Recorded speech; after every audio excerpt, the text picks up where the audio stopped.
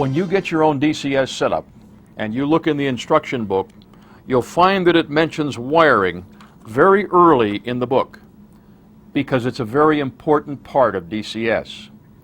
The book talks about using 16-gauge wire, star pattern wiring, the use of terminal blocks, and a few other things. Now, I don't often tell someone to ignore the instruction book, but I'm almost going to do that here. I'm going to suggest that before you get into doing any work on your wiring, just hook up the system and see what happens first. There are so many variables in wiring a model train layout that you won't know whether you actually need to do any wiring changes unless you simply hook it up and try it first.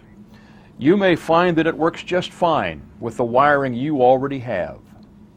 However, if it doesn't work properly, you may need to do a little work on your wiring. How will you know if it isn't working right? Well, if it's really bad, you'll see error messages on the remote that say check track or out of RF range, and you won't have complete and reliable control of the trains. However, there may be intermittent dead spots on your railroad that may not show up just by running a train. There are two ways to test the signal strength on your layout: the design engineer's method and the fun way. Let's take a look at the engineer's method first. As you might guess, it's in a menu on the remote. First, place a Proto-Sound 2 locomotive on the track and get it running at about 20 miles an hour or so. Then press Menu, scroll to the System menu, press the thumb wheel, and scroll to Track Signal. Scroll to the engine you're running and press the thumb wheel. The LCD will change to this screen, where you will see a number representing the quality of the DCS signal on the track. A perfect signal is a 10, no signal is a 0. The screen will update every second or so, indicating the signal strength. If you have signal strength numbers of 8 to 10 everywhere, you won't have any trouble at all with DCS, and it'll work fine on your layout.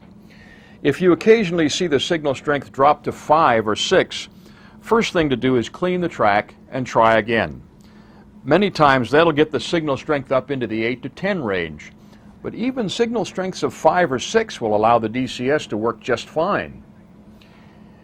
If you see your signal strength drop to 1, 2, or 3 for long periods of time and cleaning the track doesn't help, then you're probably going to have to make some wiring changes.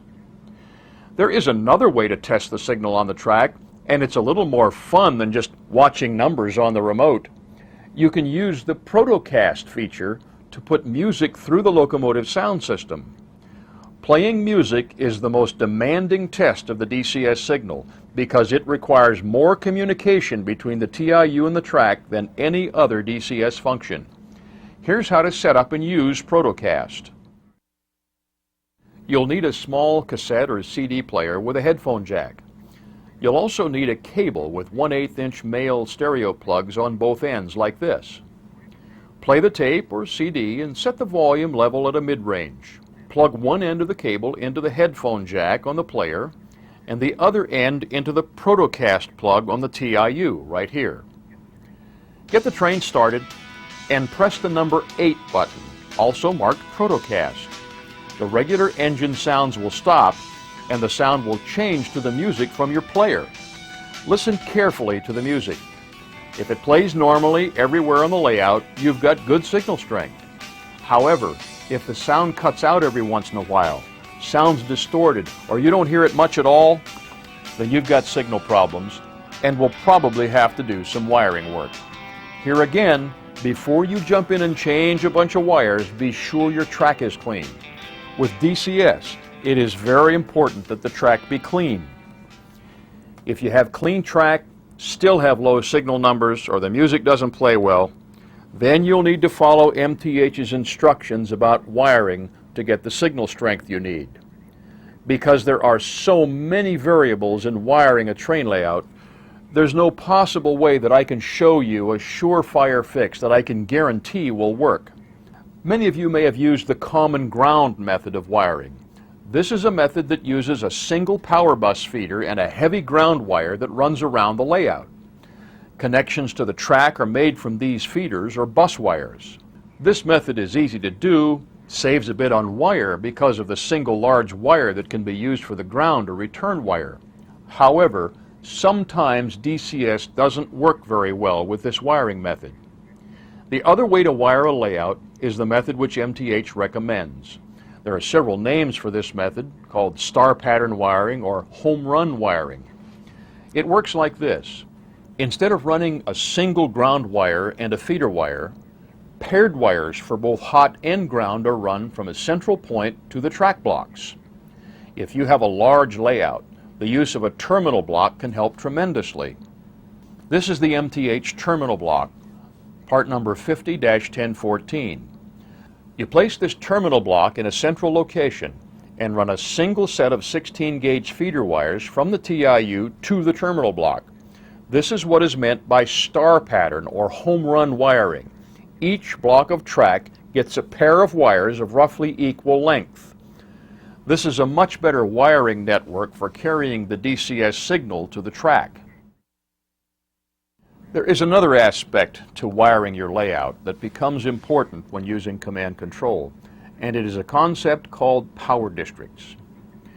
With command control, you can run more than one train on the same loop of track. In fact, if the loop is long enough, you can run 3 or 4 trains on the same loop. However, if you try to power the entire loop from a single power source, you're asking for problems. Why? Well, let's take a look at the typical power requirements for a lighted passenger train. Depending upon the type of passenger cars you have, the lights in the cars will draw somewhere between 0.2 and 0.4 amps per car. Let's use an average of 0.3 for our calculations.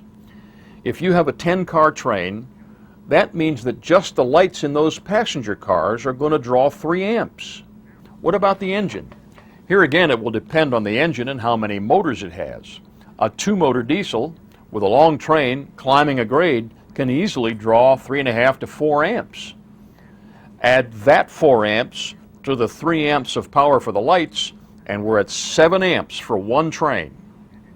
And if you're running 2 powered units with 4 motors, you're going to be somewhere around 10 to 11 amps, the maximum limit for one transformer. If you like to run long, lighted passenger trains, you're going to have a problem if you try to run more than one train at a time if they're both powered from the same transformer. So what can we do about this? After all, one of the main features of command control is supposed to be the ability to run more than one train at a time on the same track. But if we're going to run out of power with a single big train, how can we do it? The answer is to separate the loop into power districts. This power district concept is a fundamental principle of command control in all scales. The idea is to electrically separate a loop or section of tracks into separate power districts and then power each section with its own power source. When you do this, you're spreading the electrical load among several transformers instead of trying to put all the load on one. Here again, this is a fundamental concept of command control, the separation of power distribution among several smaller transformers so that they share the load.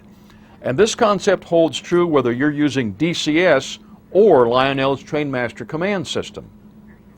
Here's how power districts actually work on the layout. Let's say this oval of track represents one of your loops, and you plan to run 2 passenger trains. How do you determine where to divide your layout into power districts?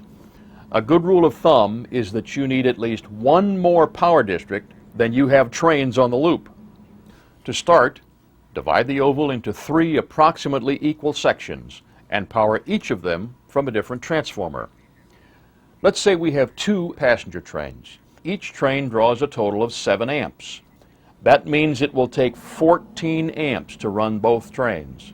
That's too much power for a single transformer. The Z4000 will trip its circuit breaker at about 12 amps, and each channel on the TIU is rated at 12 amps. By dividing the load among 3 transformers, here's what happens when we run the trains. At the start, we'll assume that train number 1 is in District 1, and that train 2 has the engine and 3 cars in District 3 and the remaining 5 cars in District 2. That means that transformer number 1 has to deliver 7 amps, which is no problem. Transformer number 2, with only 5 cars in it, has to deliver only 2 amps. And transformer number 3 has to deliver 5 amps. Now, let's move each train ahead half a train length and take a look at the power situation there.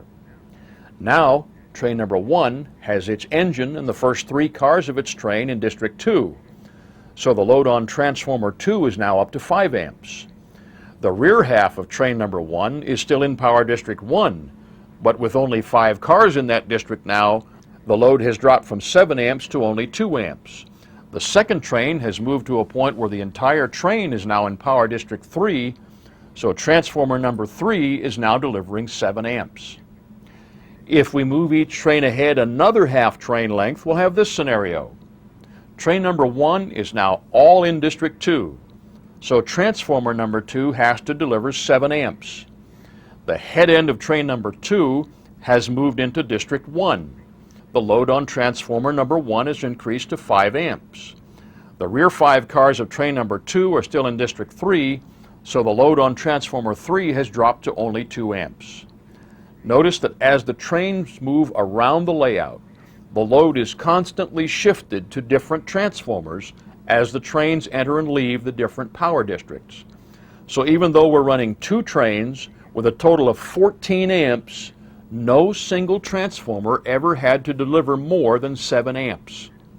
That is the fundamental advantage of using power districts, the ability to use several smaller transformers to share the load instead of trying to power the entire layout with one monster transformer that would exceed safe power ratings for our trains.